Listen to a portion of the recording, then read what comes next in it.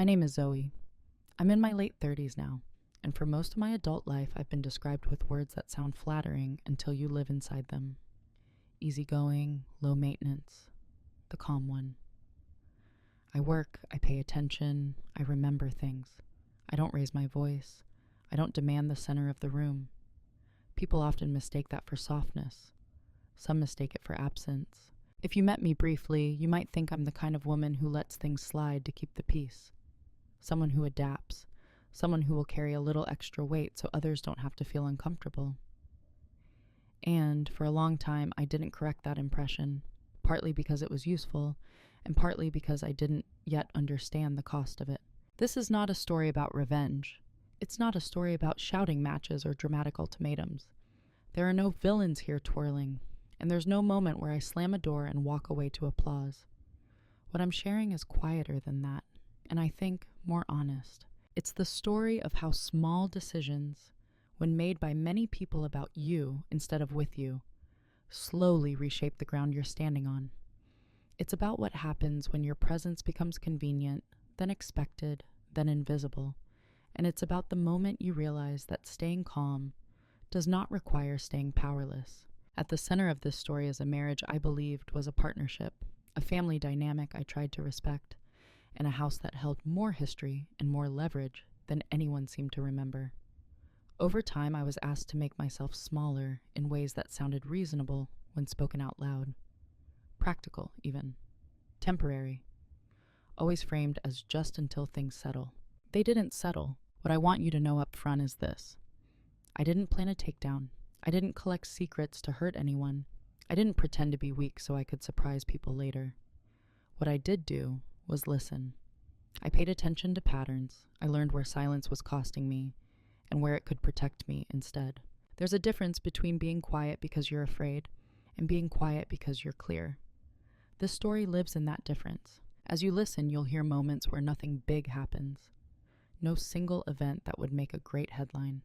Just subtle shifts, conversations that end a second too early, decisions made in rooms I wasn't invited into, and eventually a realization that arrived not with anger, but with an almost unsettling calm. I'm sharing this not to position myself as flawless, but to be precise, to tell the truth without decorating it. Because emotional justice doesn't always look like winning. It often looks like withdrawing your consent from a role you never agreed to play. So before we go any further, I want to ask you something gently, without judgment. Have you ever been so understood by the people around you that no one bothered to actually listen? Before anything went wrong, I need to be honest about who I was to them. Not who I thought I was, not who I hoped I was, but the role I quietly occupied without ever being formally assigned. To my spouse, I was stability. Not passion, not chaos, not drama, stability. The person who remembered renewal dates, who noticed when something in the house sounded different than usual, who absorbed stress without asking it to be shared. I was the one who didn't need much. That phrase came up often, always said kindly, as if it were a compliment. To their family, I was polite background, the daughter-in-law who smiled at the right moments, who didn't challenge traditions, who adapted easily to whatever seating arrangement or schedule was already in place. I wasn't disliked. I was something more subtle than that. I was assumed to be flexible, assumed to be understanding, assumed to be fine. I didn't announce my needs loudly, so people filled in the blanks for me. They decided what I could live with, what I would adjust to, what I wouldn't make a fuss about. And because I didn't immediately correct those assumptions, they hardened into facts. If there was a decision to be made, I was consulted last, or informed afterward. Not maliciously. It was just understood that I'd be reasonable about it. If plans changed, I was expected to adapt quickly, because I always had. If something was inconvenient, it somehow landed closer to me than anyone else. I was dependable in a way that made me invisible. What's important here is that I didn't feel oppressed at first. I felt trusted, needed, useful. Those things can look a lot like love when you're not looking too closely. And I wasn't looking too closely because nothing felt urgent. There was no single red flag waving in my face, just a slow accumulation of moments where my presence mattered less than my compliance. At gatherings, conversations flowed around me. I listened more than I spoke. When I did speak, people nodded, then continued on as if I hadn't added anything new.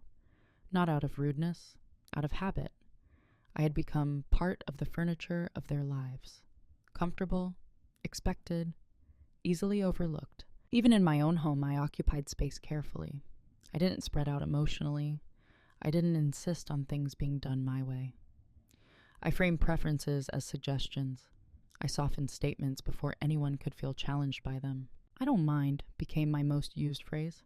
"It's not a big deal," my most sincere lie. And here's the part that matters most. No one asked me to erase myself. Not directly. I volunteered, one small concession at a time, because it kept things smooth. Because it made me good. Because being the calm one meant I didn't create problems. And that felt like success. When you play that role long enough, people stop checking whether you're still choosing it. I was the spouse who handled things quietly. The in-law who didn't complicate matters. The woman who would figure it out. And the more consistently I showed up as that person, the less room there was for me to be anything else. What I didn't realize then was that invisibility isn't neutral. It tilts power away from you. Not dramatically, not all at once, just enough that when something is taken from you later, people are genuinely surprised you noticed, because to them I had never seemed attached to space, or priority, or being centered.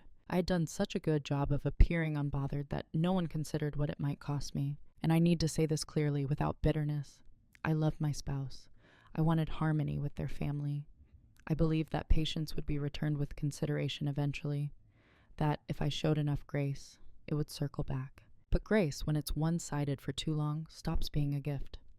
It becomes an expectation. At that point in my life, I didn't feel wronged. I felt settled into, like a role everyone else understood better than I did. And I stayed there, not because I was weak, but because nothing had yet forced me to question whether calm and consent were still the same thing. That realization came later. The first time it happened, it was so small that I almost dismissed it myself. Not because it didn't matter, but because nothing in my life had trained me to treat it as something worth stopping for. It came up in conversation, casually, the way people mention the weather or a change in traffic patterns. We were in the kitchen. My spouse was leaning against the counter, phone in hand, scrolling while speaking. Their tone was light, almost apologetic, like they were delivering mildly inconvenient news, rather than a shift in our shared reality. "They're going to stay with us for a bit," they said, "just until they get back on their feet." They meant their family, more than one person, luggage, routines, opinions, a presence. I remember nodding before I fully processed the sentence. That was my reflex. Agreement first, reflection later. I asked a few practical questions. How long? Which rooms? What they needed? The usual logistics that come out when you want to be helpful instead of hesitant. The answers were vague, temporary, a few weeks. We'd figure it out. No one asked if I was okay with it, not explicitly. The assumption had already been made, resting comfortably on my past compliance. And I didn't challenge it, because at that moment, it still felt reasonable. Families help families. That's what people say. That's what good spouses support. The small cut wasn't that they were moving in. It was how easily the decision had already been finalized before I was told. Over the next few days, plans solidified without my input. I learned details in passing. Which furniture might need to be rearranged. Who preferred which room. How we'd make it work. Each update was delivered with the same calm confidence that I'd adapt, that I always did. At one point, someone joked about how easy I was compared to other people's partners. Everyone laughed. I smiled too. It sounded like praise, but something in me registered the weight of it. Then came the moment I remember most clearly, not because it was dramatic, but because it was quiet enough to slip past everyone else unnoticed. It was suggested, gently, that I could sleep in the living room for a while, just until things settled. The guest room would be more comfortable for them, after all. And I didn't mind change. Those exact words. I didn't respond right away. I think my brain needed an extra second to catch up with what my body had already felt. A brief tightening in my chest, a flicker of disbelief that I immediately smoothed over. It wasn't framed as an order, or even a request. It was framed as the most logical solution, already agreed upon by everyone else. My role in that moment was not to decide, but to confirm, and I did. I said something neutral, something calm. I don't even remember the exact phrasing, which tells you how practiced I was at minimizing myself. I remember thinking, it's temporary. I remember telling myself, it's not worth making this a thing. What I remember most is the silence that followed. Not awkward, not tense, just, accepted. As if the puzzle piece had clicked perfectly into place. No one noticed that something had been taken from me because I didn't visibly resist. No one asked if that was okay, because my history suggested it always would be. And no one thought to thank me in a way that acknowledged the imbalance of what was being asked. That night, as I folded my bedding and moved it to the living room, I told myself a familiar story. That flexibility was strength. That this was what support looked like. That choosing peace over pride was mature. All of those things can be true, and still, something can be wrong. I didn't argue, I didn't cry, I didn't confront anyone. I slept on the couch, listening to the house breathe differently with more people in it. And in that quiet, a single thought settled in. Not loud enough to cause action yet, but clear enough to remember later. They didn't even check. That was the first small cut. Clean, almost polite. Easy to ignore if you wanted to. I didn't ignore it. I just didn't react yet. After that first night on the couch, nothing dramatic happened. And that's exactly why it mattered. The arrangement became routine faster than I expected. My bedding folded each morning. The living room returning to its daytime function before anyone else woke up. I learned how to make myself disappear efficiently, how to erase the evidence that I had slept there at all.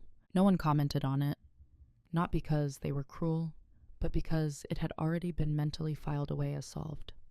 Problems that appear resolved stop receiving attention, and I had resolved it by complying. Days turned into weeks. The timeline stayed vague. Every time I considered asking for clarity, something stopped me. Someone was stressed. Someone else was tired. It never felt like the right moment to bring it up without sounding selfish. And so I adjusted. I adjusted my routines, my expectations, my sense of what I was allowed to need. I told myself this was what adaptability looked like, that I was being mature.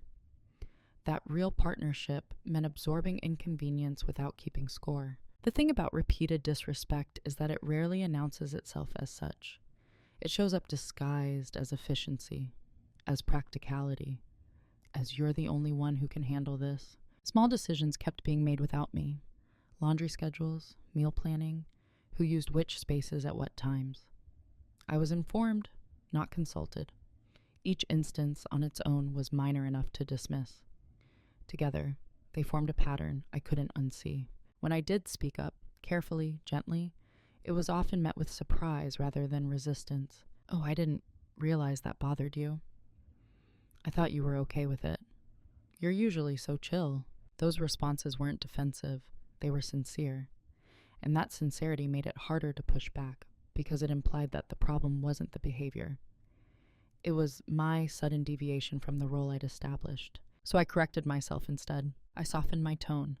I clarified that I wasn't upset, just checking in. I made sure to reassure everyone that I understood the situation, that I didn't want to add stress, that I was flexible. Every time I did that, I felt something inside me give way, just a little more. I wasn't angry. Anger would have been easier. Anger would have justified action. What I felt was a slow, dull confusion about when exactly my comfort had become optional. My spouse didn't notice the shift. Or maybe they did, but not enough to interrupt the momentum of things being easier without my resistance. We spoke less about how I felt and more about logistics. Our conversations became transactional, efficient. At night, lying on the couch, I replayed moments from the day, not to fuel resentment, but to understand them. I asked myself hard questions. Had I agreed to this? Or had I simply not said no? There's a difference, but it's subtle enough that people who benefit from it rarely care to distinguish between the two. What unsettled me most was how quickly the extraordinary became normal, how easily my displacement was absorbed into the rhythm of the household, how little explanation was required once a pattern was set. I started noticing other things too, how my contributions were expected but no longer acknowledged, how my absence from certain conversations went unnoticed, how decisions that affected me directly were discussed as abstract problems, not personal ones. And still, I stayed quiet. Not because I didn't know something was wrong, but because I was still trying to be fair. I told myself I didn't want to overreact, that this was temporary, that bringing it up forcefully would create unnecessary tension. I was protecting harmony at the expense of my own presence. The rationalizations were endless and convincing. It's just a couch. They need the space more than I do right now. This doesn't define my worth. All true in isolation. But dignity isn't usually lost in a single moment. It's negotiated away in small, reasonable compromises until one day you realize you've been living according to rules you never agreed to. I didn't feel disrespected in a way that sparked confrontation. I felt edited, like parts of me had been quietly removed from the story because they complicated things. And once you're edited out long enough, people forget you were ever meant to be central. That's when I understood something important. Silence doesn't just protect peace. It teaches people what they can get away with. I was still silent, but I was no longer unaware. It wasn't a single conversation that revealed the role I had been assigned. It was the way people spoke around me, as if my agreement were already implied, my presence already accounted for in the margins. By then, I could predict how situations would unfold before they happened. I knew which compromises would be suggested and which people would be expected to make them. And more often than not, those expectations landed on me. I was the reasonable one. That label followed me everywhere. It was said with affection, sometimes even admiration. But it carried an unspoken translation. You won't make this difficult. You won't ask for more. You won't disrupt the flow. Being reasonable meant I absorbed inconvenience so others didn't have to. It meant my comfort was flexible, adjustable, negotiable. It meant that when space was limited, I was the space that could be taken. I started noticing how often my role was defined by usefulness. I was good at smoothing transitions, so I became the buffer. I was calm under pressure, so I became the one pressure leaned on. I didn't complain, so people stopped checking in. No one ever said, "This is unfair." No one ever said, "Let's ask Zoey what she needs," because the version of me they knew didn't need much, or so they believed. What struck me wasn't malice, it was efficiency. Systems, even family systems, optimize around the path of least resistance, and I had made myself very easy to move around. I watched how others were protected from discomfort in subtle ways, how their preferences were remembered, how their limits were respected once they were stated clearly. I noticed how quickly conversations shifted when someone else looked uneasy, and how long mine were allowed to linger unresolved. It became obvious that I had been assigned a function, not a position. Reliable, adaptable, invisible. Once I saw it, I couldn't unsee it, and the most uncomfortable part was recognizing my own participation in it. I had trained people how to treat me by consistently choosing harmony over honesty, by prioritizing everyone else's ease over my own clarity. There was no villain to blame, no singular moment of betrayal, just a quiet system that worked exactly as designed. That realization didn't make me angry, it made me still. I stopped trying to reframe things positively in my head. I stopped telling myself that my patience would be rewarded. I stopped assuming that if I waited long enough, someone would notice and correct the imbalance on their own. They wouldn't, not because they were cruel, but because the arrangement worked for them. And once you accept that, something shifts internally. Not toward resentment, but toward realism. I began to understand that being easy to live with had cost me leverage. That by never asserting boundaries, I had removed the need for anyone else to consider them. And that my silence, while peaceful on the surface, had quietly signed me into a role I never auditioned for. That's when I stopped explaining myself, not out of spite, out of observation. I listened more carefully. I watched how decisions were framed, who benefited, and who was expected to absorb the impact. I paid attention to the language used around me, how often things were described as already decided, already agreed upon. I didn't interrupt, I didn't correct, I didn't argue. I just stopped volunteering my flexibility as a given. Internally, I made a distinction that changed everything. I separated my values from my role. I realized I could still be kind without being accommodating, calm without being compliant, present without being erased. That clarity didn't require an announcement. It required patience. Because once you understand the role you've been assigned, you have two choices: perform it louder or step out of it quietly. I chose the second, and that choice didn't look like defiance. It looked like silence, but a different kind. Not the silence of avoidance, but the silence of someone paying very close attention. That was the moment I stopped being surprised by what was happening to me and started preparing for what would come next. The day something shifted didn't come with an argument. There was no raised voice, no breaking point anyone else could point to later and say, "That's when it all went wrong." If you asked the people around me, they would tell you it was an ordinary day. And that's what made it so decisive for me. It happened in the late afternoon, when the house was unusually quiet. Most of the family was out, and for the first time in weeks, I was alone in the space that used to feel like mine.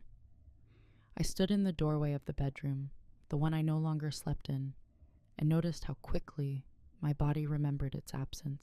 The room looked unchanged. The bed was made differently, but nothing was damaged or disordered, and still I felt like a visitor. I didn't feel angry. I felt displaced in a way that was almost clinical, like observing a fact rather than experiencing an injury. This is what struck me most.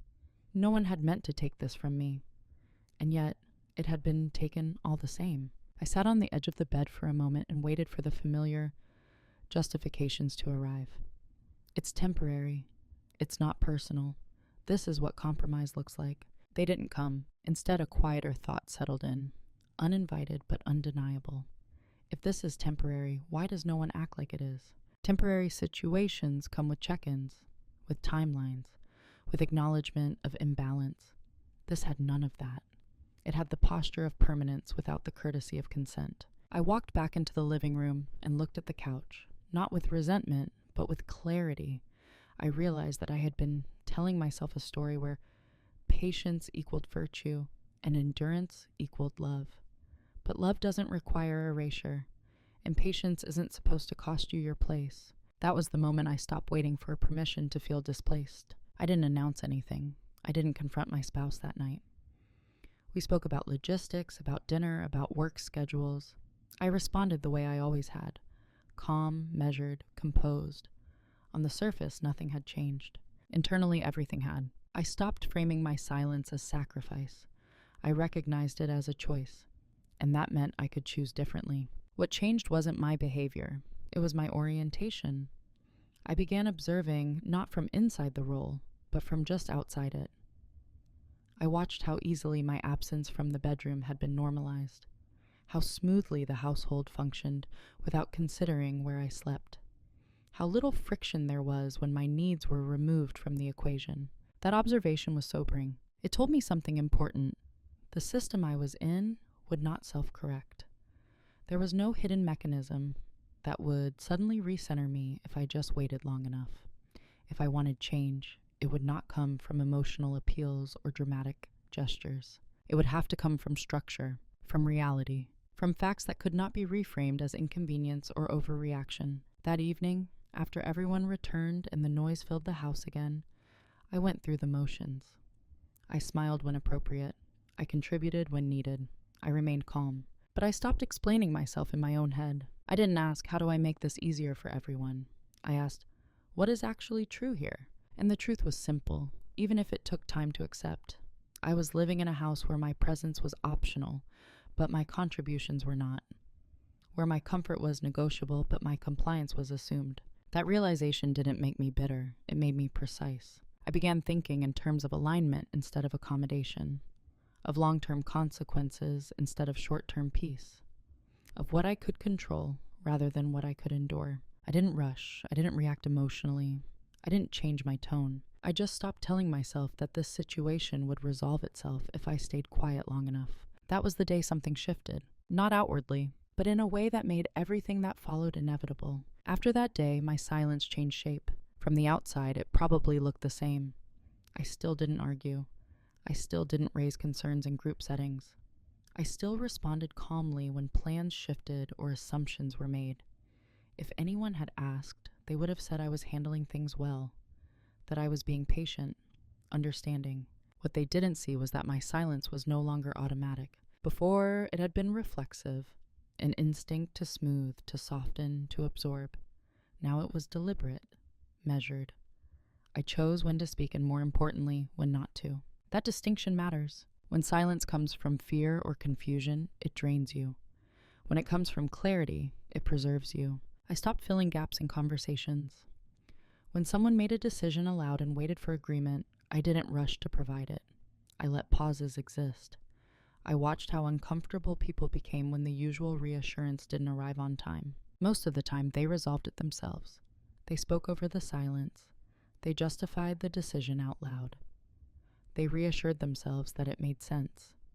And in doing so, they revealed far more than they realized. People assume silence means consent, but it also makes them talk. I listened. I listened to how often my spouse spoke in terms of we, without actually including me. I listened to how frequently timelines were left open-ended, how casually my displacement was treated as background noise.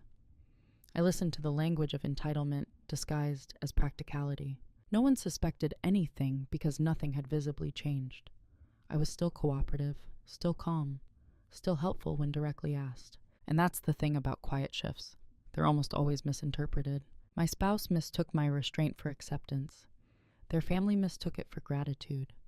In their minds, the arrangement had proven itself successful because there was no resistance. What they didn't understand was that I was no longer negotiating emotionally.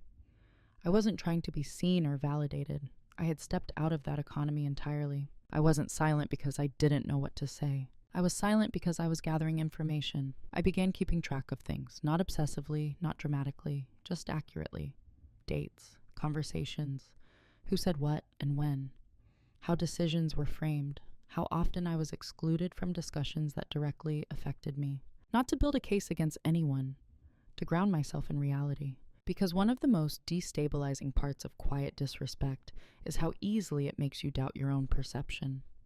You start wondering if you're imagining patterns, if you're being unfair, if you're too sensitive.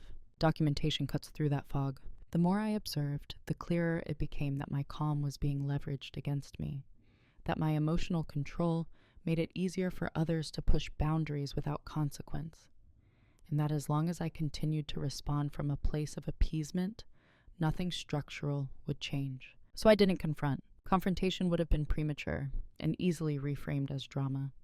Instead, I let people continue under the assumption that everything was fine. That assumption gave me space. Space to think, space to plan, space to act later without emotional distortion. There's a particular kind of power in being underestimated. When people believe you won't push back, they stop guarding themselves. They speak freely. They assume stability where there is none. I let that happen, not out of malice, but out of necessity. Because clarity requires distance, and distance requires quiet. At night, on the couch, I no longer replayed conversations to soothe myself. I replayed them to understand dynamics, to see where influence actually lived, to recognize what had been taken for granted. I also noticed something unexpected. My calm no longer cost me energy. Before, it had been exhausting. Now it felt contained, finite. I wasn't suppressing emotion, I was redirecting it. And the more intentional my silence became, the more it was misread as weakness. That misreading would matter later. At the time, it simply confirmed something I already knew. No one was watching closely enough to notice the difference, which meant I could move without interference. That was when silence stopped being something that happened to me and became something I used. While everything on the surface stayed the same, something else was happening underneath, something no one thought to look for because it didn't fit the version of me they had grown used to. They thought I was enduring. What they never noticed was that I was preparing. Preparation didn't look dramatic. There were no secret phone calls whispered behind closed doors, no late-night plotting scenes that would make good television. It looked like me becoming more precise with my attention, more intentional with what I remembered, more careful with what I stopped volunteering. I began to notice how often decisions were justified by urgency. We'll deal with it later. It's just for now. There's no time to overthink this. Urgency is a powerful tool. It shuts down questions and frames compliance as generosity. I stopped accepting urgency at face value and started asking myself who benefited from it. I learned the difference between inconvenience and cost. An inconvenience is temporary discomfort. A cost changes your position. Sleeping in the living room wasn't just inconvenient. It changed how I moved through the house, when I woke up, where I stored things, how visible or invisible I was during the day. That shift rippled outward into how people interacted with me, what they assumed I needed, and what they felt entitled to ask next. Once I saw that, I started mapping patterns instead of moments. I paid attention to how often my spouse deferred to their family without consulting me, how frequently we decisions happened in conversations I wasn't part of, how my calm reactions were later used as proof that everything was fine. I didn't challenge those narratives. I let them settle, because the more settled people feel, the less they prepare for change. I also started reclaiming small, quiet boundaries, not by announcing them, but by adjusting my behavior. I stopped rearranging my schedule automatically. I stopped preemptively solving problems that weren't mine. When asked directly, I responded honestly but neutrally. No emotional cushioning. I'll need time to think about that. I'm not sure that works for me. I'll get back to you. Those phrases landed differently than silence. They introduced uncertainty without confrontation, and I noticed how quickly people tried to move past them to reestablish the old rhythm. I didn't let them. Instead, I focused on understanding the structure of my life as it actually existed, not as I wished it did. I reviewed documents I hadn't looked at in years. Old agreements, paper trails, details that had once seemed irrelevant because I trusted the system around me to be fair. Trust is comfortable. Accuracy is safer. I didn't assume bad intent. I assumed misalignment. And misalignment, when ignored long enough, becomes risk. There was also an emotional preparation happening, quieter and harder to describe.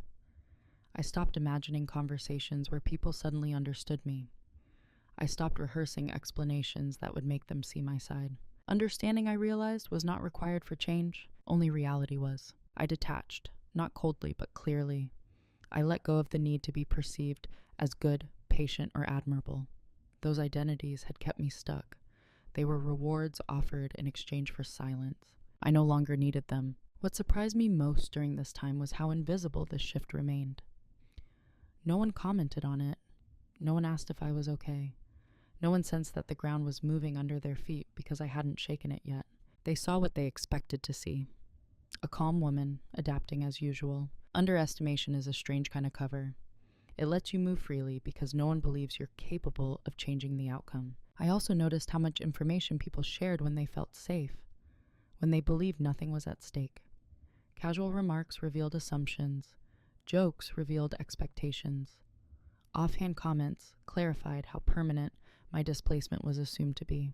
That assumption was their blind spot. Mine was different.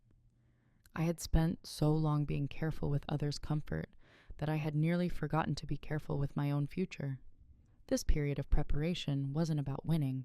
It was about not losing quietly. I didn't rush. Rushing would have been emotional. I let things unfold at their natural pace while I positioned myself steadily, legally, practically, psychologically. By the time anything changed on the outside, I already knew exactly what it would mean. Because the truth is, people don't notice preparation when it doesn't disrupt them. They don't see the gathering of facts, the recentering of self, the slow withdrawal of unspoken consent. They notice reactions, outbursts, noise. I gave them none of that.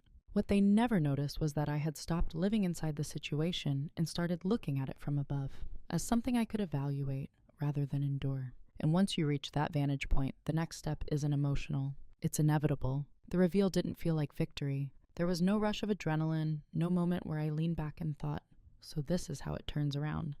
If anything, it felt sobering, quiet, almost heavy. I discovered it alone, late one evening, long after the house had gone to sleep. I had been reviewing documents again, not because I expected to find anything new, but because repetition brings clarity.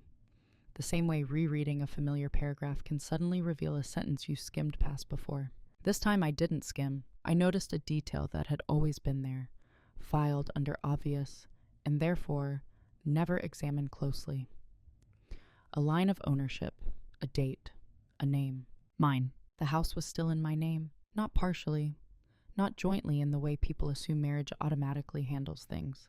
Fully, legally, cleanly. I sat with that information longer than I needed to.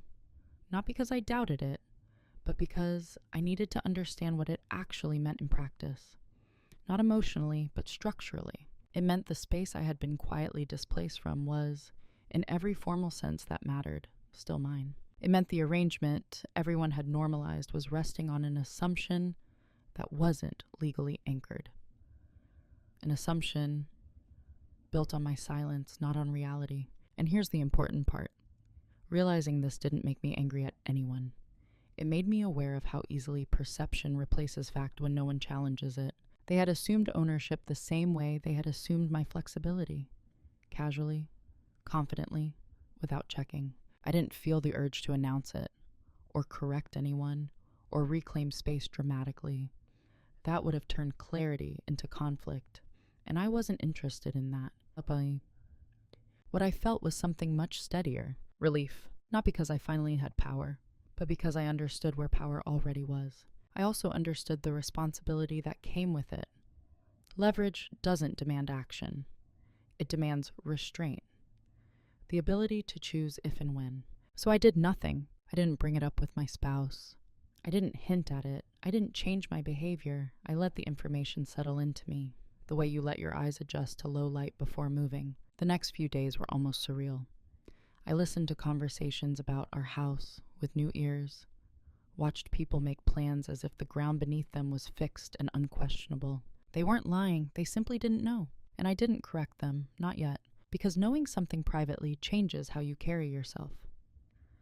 I noticed my posture shift subtly. My patience felt different, not strained, not sacrificial, grounded. I no longer wondered how far things could go before I had to speak up. I knew exactly where the line was. That knowledge gave me something I hadn't had in months.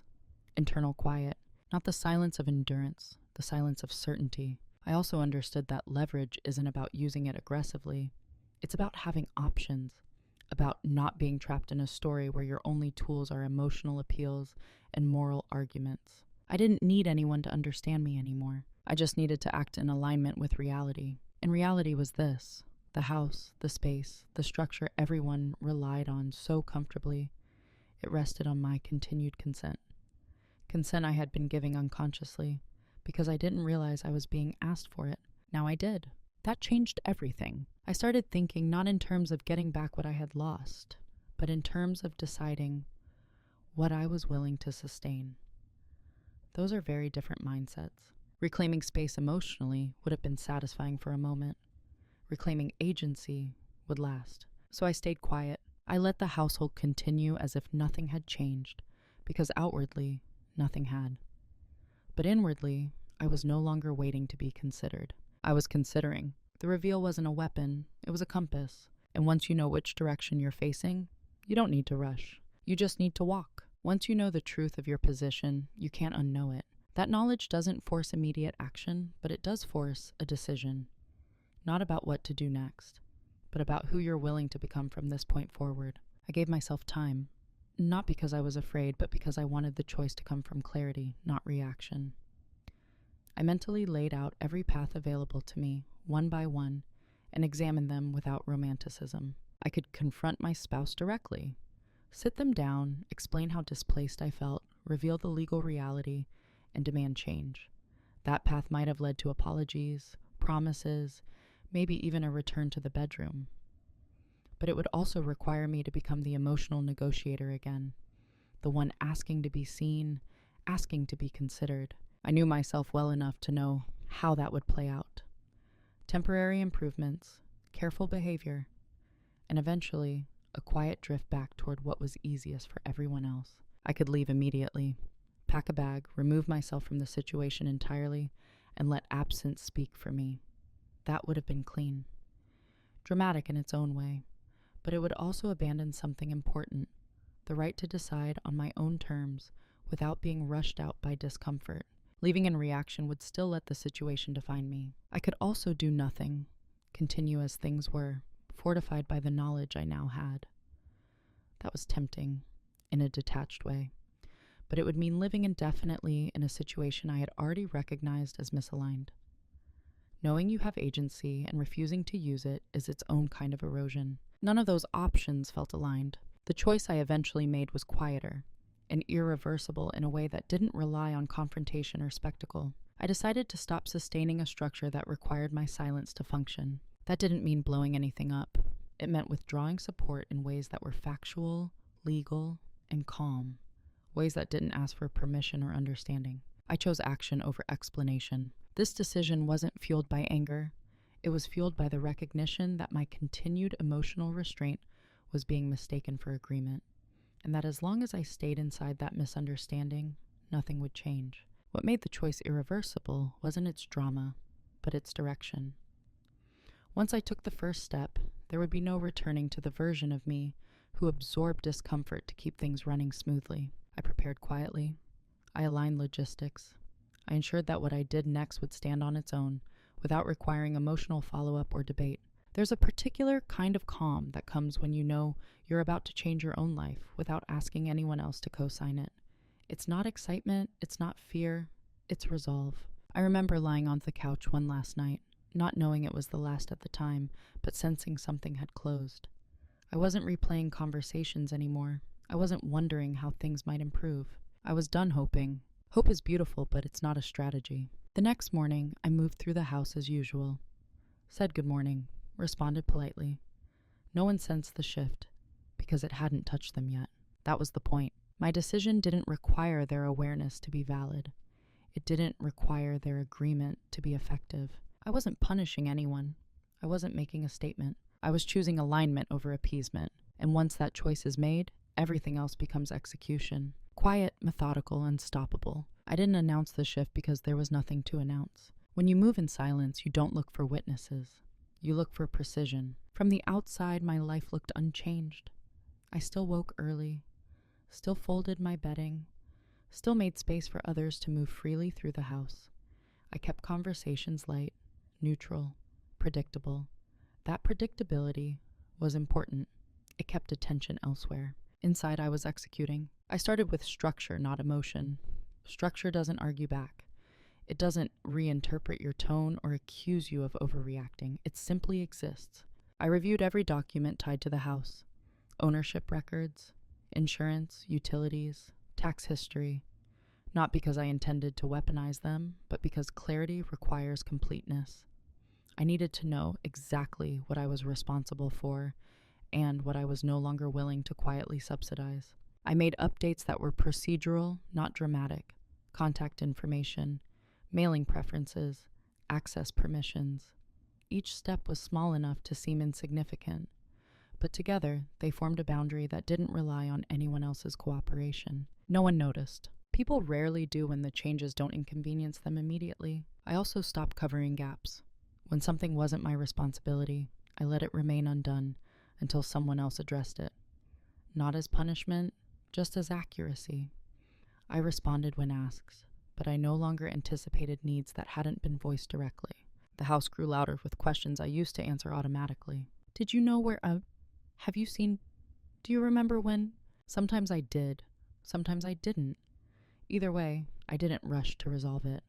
I let others experience the friction of responsibility they'd unconsciously delegated to me. Still, no one connected it to me. They assumed stress, distraction, the natural chaos of too many people under one roof. I let them. My spouse in particular seemed relaxed.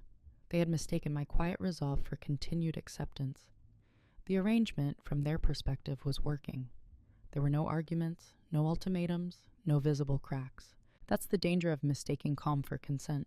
I also began making personal arrangements, discreet ones. Not escape plans, not secret lives, just alignment.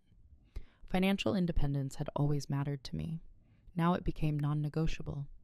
I simplified where I could, removed dependencies that no longer made sense. Each step was reversible on its own. Together they weren't. What I didn't do was threaten. I didn't hint. I didn't set deadlines. Deadlines invite negotiation. I wasn't negotiating. I was acting from the reality that already existed. There's a misconception that power announces itself, that it looks like dominance or control. In truth, power often looks like paperwork, like quiet decisions made early enough that no one thinks to stop them. The house still functioned, meals still happened, people still assumed continuity. They were focused on comfort. I was focused on sustainability. That difference in focus is why they didn't see it coming. I remember a moment, small, almost forgettable, when someone referred to the living arrangement as permanent, at least for now. They laughed afterward, as if it were a harmless contradiction. I smiled politely. I already knew it wasn't. By the time any external consequence appeared, every internal decision had already been made. That's the part people misunderstand. They think the outcome is the action. It isn't. The outcome is just the moment reality catches up. I wasn't angry. I wasn't cold. I wasn't trying to teach anyone a lesson. I was simply no longer willing to maintain a system that required my quiet displacement to remain comfortable. And because I moved carefully, deliberately, and without noise, there was nothing for anyone to push against. No warning signs, no emotional buildup, no final straw. Just a steady withdrawal of support that had never been acknowledged as support in the first place. The house still felt the same to them, but the foundation had shifted. They just hadn't felt it yet. The first signs didn't come as conflict. They came as inconvenience. Small things stopped working the way people expected them to. Questions went unanswered longer. Tasks that used to resolve themselves didn't. The house still stood, still functioned, but the ease everyone had grown accustomed to began to thin. No one blamed me, not yet. At first there was mild confusion, a sense that something was off without being able to name it. People spoke more loudly in shared spaces, as if volume could restore the old rhythm. They double-checked things they'd never had to before. Did anyone handle? I thought this was already taken care of. Isn't this how we usually do it? Usually. That word came up a lot. My spouse noticed it before anyone else, though they didn't recognize it as loss. They framed it as stress, as overcrowding, as temporary strain. They didn't connect it to me because I hadn't visibly changed. I was still calm, still present, still polite, but I was no longer compensating. I didn't correct misunderstandings automatically. I didn't soften the impact of decisions I hadn't been included in. When assumptions collapsed under their own weight, I let them. This wasn't punishment, it was consequence. A system built on unacknowledged labor feels stable until that labor is withdrawn. Then, people feel destabilized without understanding why. I watched as my spouse became more irritated, more scattered. They struggled to articulate what felt different. When they spoke to me about it, they used vague language. It just feels harder lately. Things don't feel as smooth. I listened. I didn't rush to reassure them, because reassurance would have restored the imbalance. Others felt it too. The house grew tense in ways no one could quite trace. There was more friction over small things, more overlap, more annoyance. People began to step on each other's routines because the invisible coordination I had provided was gone. Still, no one named me. That's the thing about invisible roles. When they disappear, people don't mourn them. They just feel the absence. And absence is unsettling. I noticed how quickly irritation searched for a target and how often it landed everywhere except where the change had actually originated. People blamed schedules, personalities, external stressors, anything but the structure itself. My spouse began checking in more. Not about me, but about logistics. Can you help with, do you know where? Sometimes I could. Sometimes I said no. Not defensively, just neutrally. Each no landed heavier than an argument would have. It disrupted expectations without providing an emotional outlet. And expectations, when unmet, force recalibration. There was a moment, brief, almost unremarkable, when my spouse paused mid-sentence and looked at me differently. Not angrily, not accusingly, curiously, as if trying to locate something they had always relied on without realizing it. But still, they didn't ask the right questions. They were sensing loss, not understanding it. The household tried to adapt. New routines were attempted. Responsibilities were redistributed clumsily. There was resistance, not overt, but in the form of frustration and fatigue. What they didn't realize was that they were experiencing the true cost of the arrangement for the first time. I had been absorbing that cost quietly for months. Now it was shared. I didn't feel satisfaction. I felt confirmation. Confirmation that what I had been carrying was real. That my discomfort hadn't been imagined. That the calm I had provided had been structural, not incidental. And structures once removed reveal their absence very clearly. No one accused me of anything. No one confronted me. They couldn't, because nothing I was doing was wrong. I was simply no longer doing what had never been formally asked, never thanked, never acknowledged. That's what made it so destabilizing. You can argue with anger, you can defend against confrontation, but you can't negotiate with absence. By the time my spouse began to feel unsettled enough to look for answers, the situation had already shifted beyond restoration. The consequences had begun, not as punishment, but as reality. And reality doesn't raise its voice. It just arrives. By the time anyone realized something was truly wrong, they were already standing too far inside it to step back out the same way. The first real shift came not as accusation, but as urgency. Suddenly, conversations that had once been casual became loaded with concern. People started asking questions they should have asked months earlier. Questions that revealed how much had been assumed instead of discussed. How long is this supposed to last? Are we okay like this? Should we talk about arrangements? The word arrangements did a lot of work. It avoided naming what had actually happened, avoided naming who had been displaced, avoided naming the fact that something fundamental had been taken for granted. My spouse was the most affected by this stage, though they didn't recognize it as regret yet. What they felt was panic, subtle at first, then harder to hide. The ease they had relied on was gone, and they didn't know how to recreate it. They tried in small ways. They offered reassurance. They suggested temporary fixes. They spoke about getting back to normal. Normal, that word landed differently now, because normal, as they understood it, required my quiet cooperation. It required me to resume smoothing things over, absorbing discomfort, making the system work without asking to be centered in it. They began to notice my restraint, not as calm but as distance. "Are you okay?" they asked one evening carefully. I answered honestly without drama. "I'm clear." That unsettled them more than anger would have. Clarity doesn't invite negotiation. They tried to repair things emotionally, checking in more often, being kinder, more attentive. But these gestures came too late, not because they were insincere, but because they addressed the surface instead of the structure. Kindness without correction doesn't restore balance. Attention without accountability doesn't rebuild trust. The family sensed the shift too. Their confidence wavered. Plans became tentative. They started seeking reassurance that had once been assumed unnecessary. Is this still okay? We don't want to overstay. Those questions should have come at the beginning. Now they revealed something else. Fear of instability. I listened, I didn't reassure. Not because I wanted anyone to feel anxious, but because reassurance would have required me to pretend that the foundation hadn't already changed. It had. The hardest part for my spouse wasn't anger or blame.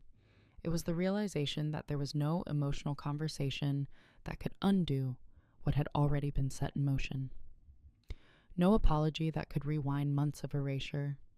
No promise that could restore a role I had consciously stepped out of. They wanted a discussion. I had already made a decision. That mismatch is devastating when you finally see it. They asked if we could start fresh, if we could reset expectations, if we could work it out together. All reasonable requests. All too late, not because I refused dialogue, but because dialogue was no longer the tool required. This wasn't a misunderstanding. It was a structural failure corrected quietly and deliberately. I didn't argue. I didn't explain everything. I didn't lay out a list of grievances. I simply didn't re-enter the system that had depended on my silence. That's when confusion turned into regret. They began to replay the past, searching for the moment they should have noticed, the conversation they should have had, the check-in they skipped because things seemed fine. Regret is painful that way. It arrives with clarity, but no leverage. Because by the time you understand the cost of someone's quiet endurance, they've already stopped paying it. There was no explosion, no dramatic confrontation where everything spilled out. Just a growing understanding that something essential had shifted and that it wasn't something that could be fixed with good intentions. I watched my spouse grapple with that realization, not with cruelty, but with sadness. And I felt compassion for them. But compassion is not reversal. I hadn't acted out of spite. I had acted out of alignment. And alignment, once chosen, doesn't bend easily to late-stage regret. By the time they fully understood what had been lost, it was no longer available in the form they remembered. Not because I was withholding it, but because I had outgrown the role that made it possible. The conversation finally happened on a quiet evening when there was nowhere left to hide behind logistics or timing. It wasn't initiated with urgency or accusation. My spouse asked carefully if we could talk.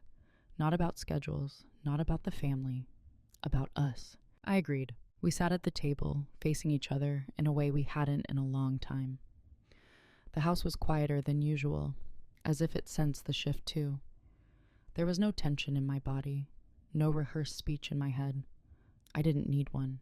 They spoke first. They talked about how things had gotten out of hand, how they hadn't meant for me to feel pushed aside, how everything had happened so fast. They said they assumed I was okay because I hadn't said otherwise. I listened without interrupting, not because I was afraid of conflict, but because I wanted them to hear themselves finish the thought. When they paused, they looked at me expectantly, waiting for emotion, for pain, for anger, for something they could respond to. I gave them clarity instead. I didn't stop speaking because I was fine, I said. I stopped because nothing changed when I did. That landed harder than any accusation. They tried to explain again, to justify, to contextualize. I let them, not to be generous, but because this wasn't a debate. When they were done, I spoke slowly, choosing facts over feelings. I was asked to sleep in the living room, I said, in my own home, without being asked if that was okay. And when I didn't object, it became permanent. They opened their mouth to respond, then closed it. I didn't confront you because I didn't want an argument, I continued. But silence doesn't mean consent. It just means I was gathering information. That's when their expression changed, not defensively, but with dawning realization. I didn't list every slight. I didn't bring up months of emotional labor. I didn't need to. Those details would have invited negotiation, reinterpretation, minimization. Instead, I stated the boundary that mattered.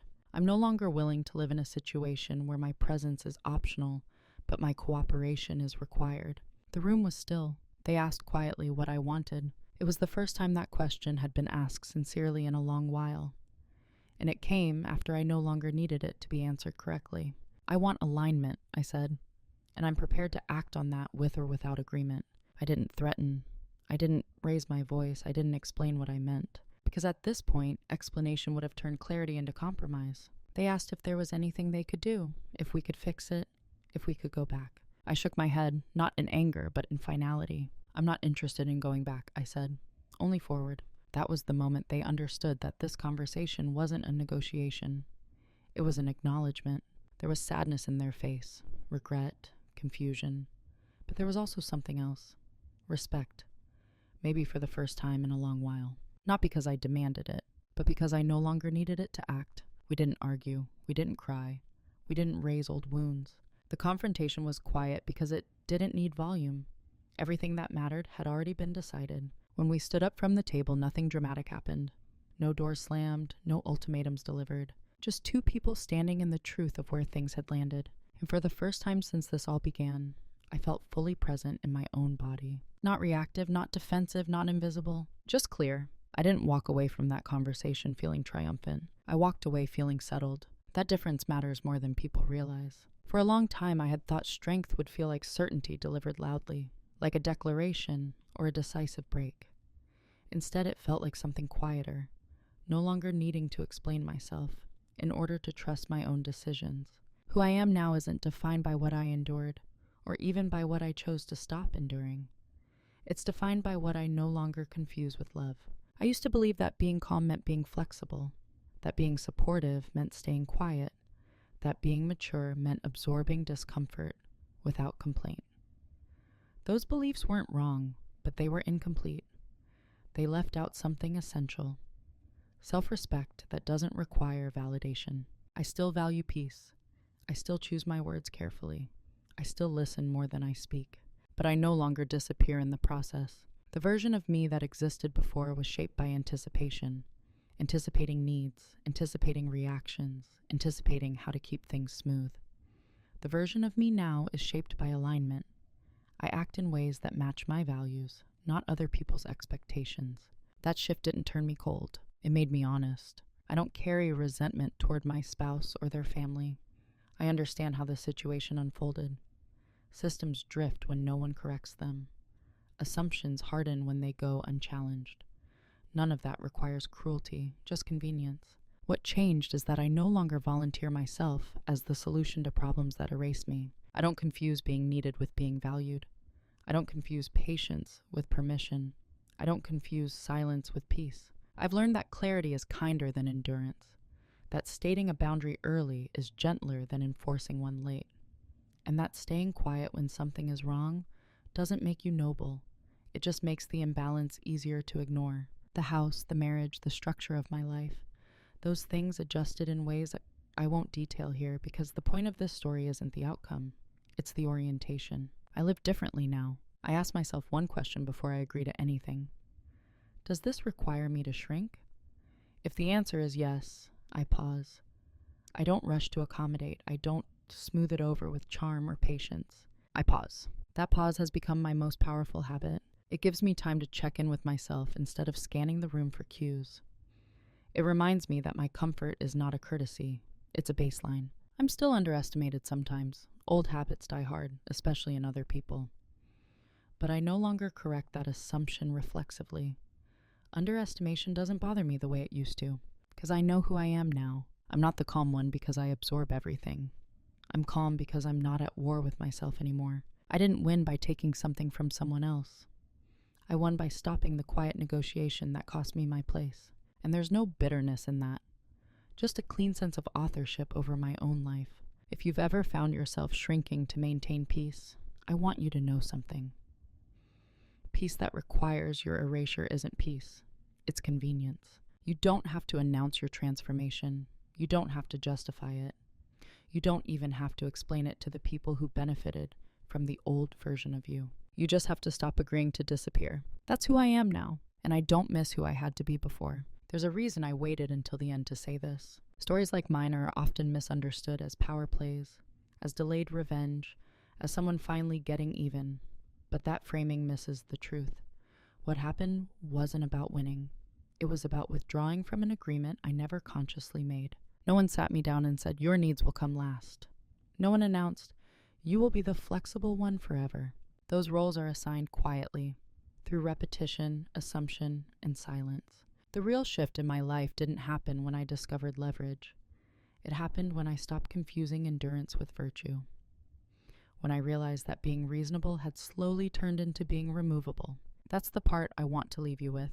If you are always the one who adapts, people stop adapting to you. If you are always calm, people stop checking whether you're okay. If you never resist, your absence becomes easier to imagine than your discomfort. None of that makes the people around you evil. It makes them human. Systems drift toward what's easiest unless someone corrects the course. But here's the part we don't talk about enough. You don't correct a system by explaining your pain over and over.